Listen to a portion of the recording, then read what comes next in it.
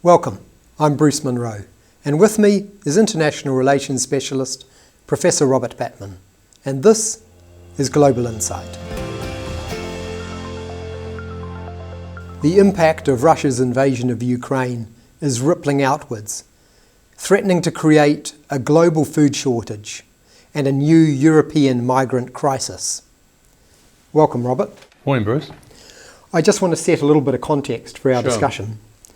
The United Nations World Food Programme feeds 125 million people across the Middle East, Africa and Asia. And half of the grain that went to that programme came from Ukraine. And of course, with the Russian invasion, that's been disrupted. Now the head of the World Food Programme is saying that something urgently needs to be done about this. Or tens of millions of people will be without enough food. And he's predicting that if nothing is done, that millions of people will be trying to get into Europe. At the same time, this week, US President Joe Biden's National Security Officer has said that the Ukraine war is going to be difficult and long. So, given this situation, what options do world leaders have to avert what looks like a massive food crisis that's looming? Well, firstly, Bruce, I think it's very important to point out that although the Ukraine invasion, or the invasion of Ukraine by Russia, has exacerbated a world food crisis, it didn't create it. People have been, to give you a sense of how desperate the situation is for many people, about 10% of the world's population have been living on less than $2 a day for decades. And that's about 10% of the world's population. And in addition, there's about almost half the world's population live on $5.5 a day. And why do I mention this? Because it's clearly that what's happening in Ukraine is making a very desperate situation catastrophic. And the reason it's making it catastrophic is because Russia and Ukraine are responsible for about 30% of the world's wheat exports. In addition, Russia is responsible for barley and fertilizers, which as well as wheat.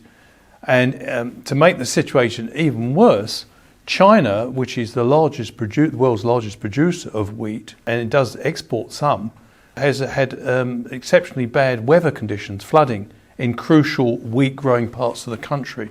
So China is expected to dominate the buying of wheat on the international market.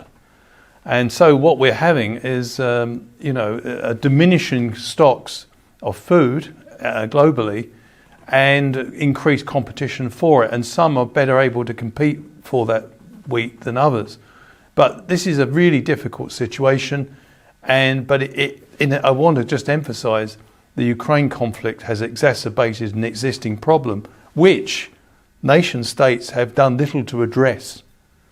And is there any suggestion that steps are going to be taken to try and address this? Well, I think that there are possible steps available.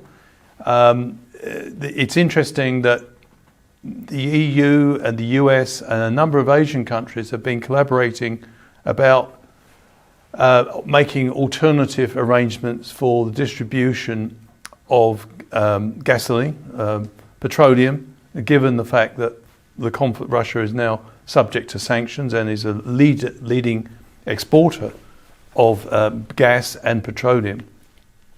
I think we probably need to see, and I think this may well come up at the Biden meeting with the EU leaders this week, some sort of arrangements to compensate for the fact that Ukraine and Russia have effectively been prevented by this conflict from doing what they normally do, which is export lots of wheat. And this is a major problem. There's no disguising it. And it's going to take some really creative thinking at the global level. And is there a sense that if these creative ideas will come up with it, that there actually is the food to be distributed? In the short term, it looks like there is going to be a shortfall. But what you've got to say is that we live in a world where, according to Oxfam, in 2019, there are 26 billionaires who have as much wealth between them as half the world's population. So the resources exist within the international arena. It's just that some people have very little access to those sort of resources. So I think if there's the political will, for example, Oxfam have been pushing for a wealth tax. They said that 1%, an additional 1% wealth tax, would make a tremendous difference to the ability to distribute food to those who need it. And so I think these ideas may well be revisited. So, we can't disguise the scale of the problem that's looming. And it doesn't sound like any quick fixes for a crisis that is just the other side of this next harvest, isn't it? Yeah. Would Russia, or more to the point, would Putin benefit from millions of starving people trying to get from the Middle East and Africa into Europe? Well, we don't know how accurate that scenario is so far, and we don't know if the war is going to drag on. The Russian army is no longer able to produce tanks. Tank production has stopped in Russia. And they are really feeling the effects of sanctions. And you can't sustain a war if your economy is essentially underperforming through sanctions. So we can't predict with accuracy that the war is going to go for a long time. The Ukrainians are pushing the Russians back now in certain parts of the Ukraine, particularly around Kiev. And there seems to be discontent growing in Moscow. So the war may end quicker than we envisage, but your question is a good one, because technically there are mechanisms that can be used to accelerate the end of the war. For example, there's a responsibility to protect, which was affirmed at a UN lead meeting of world leaders in 2005. This is the idea that force should be used to protect civilians who are the victim of genocide, ethnic cleansing, or war. And at the moment, Ukrainian civilians are the big victims of this conflict. So the responsibility to protect, which has never been invoked, is precisely the sort of situation it was designed to deal with.